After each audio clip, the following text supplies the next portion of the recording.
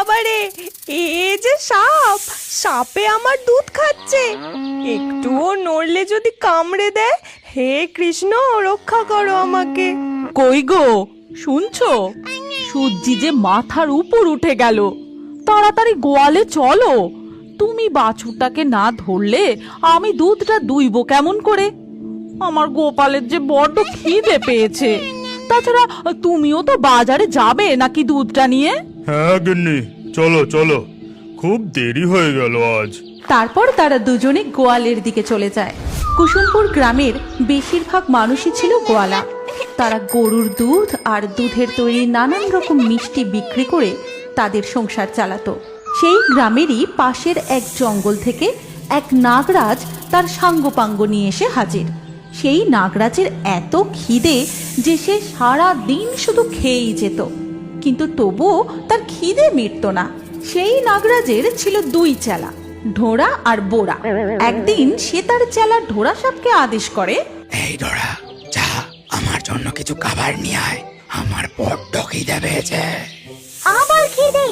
এই তো কিছুক্ষণ আগে 30টা মরা ইঁদুর আর 20টা মরা ব্যাঙ খেলেন, এরই মধ্যে আবার খিদে পেয়ে গেল। এই চুপ, একদম চুপ। আমার খাবার খোঁটা দেবি না। ওইটুকু খেয়ে কি কারো পেট ভরে? তাছাড়া আমার গলাটা বড্ড শুকিয়ে গেছে, একটু মিষ্টি মিষ্টি গরুর দুধ খেতে ইচ্ছা করছে। কতদিন গরুর দুধ খায়নি। যা, তোরা আমার জন্য গরুর দুধ নিয়ে আয়। গলা শুকিয়ে গেছে তো নদীর জল খান না, আবার দুধ কেন? আবার কথা, যা বললাম এক্ষুনি কর। বেশি কথা বললে না তোদের দুটোকেই ঝোল করে খেয়ে নেব। এই বলে দোড়া আর বোড়া সাপ জঙ্গলের বাইরের দিকে যায় দুধ খুঁজতে। তখন ঢোড়া সাপ বোড়া সাপকে বলে, এখন দুধ কোথায় পাই বল দেখি বোড়া? সারা দিন এই নাগরাজের জন্য খাবার জোগাড় করতে করতে প্রাণ আমাদের অষ্টাগত, তবু এনার খিদে আর মেটে না। সারা দিন খেয়ে খেয়ে তো ফুটবলের মতো গোল হয়ে গেছে, এবার একদিন ফেটেই যাবে। আর আমাদের কপালে তো কিছুই জোটে না। দেখ আমরা কেমন শুকনো কাঠ হয়ে গেছি। দিনের শেষে আমাদের শুধু ছিটে ফোটা উচ্ছিষ্ট খাবারটুকুই জোটে। কিন্তু দুধ নিয়ে তো যেতেই হবে।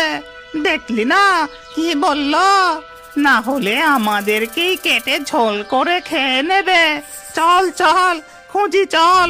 তারপর তারা জঙ্গল থেকে বেরিয়ে গ্রামে ঢুকে পড়ে এবং কিছু দূর গিয়েই দেখতে পায় গোয়ালে একটা গরু বাঁধা রয়েছে। ওই দেখ বোড়া, একটা গরু বাঁধা রয়েছে, চল দেখি ওর কাছে দুধ পাই কিনা।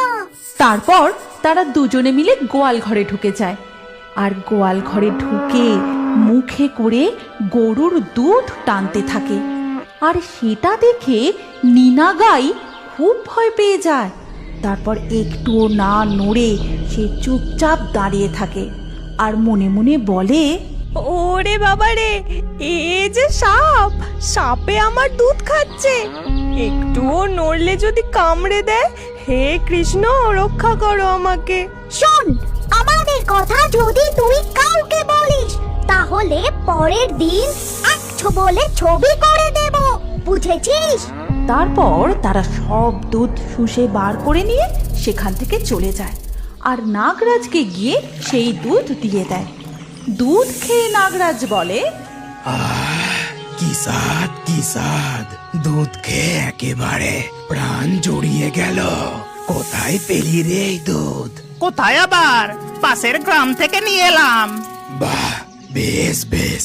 শোন, কাল থেকে আমার জন্য বেশি বেশি দুধ নিয়ে আসবি, বুঝলে?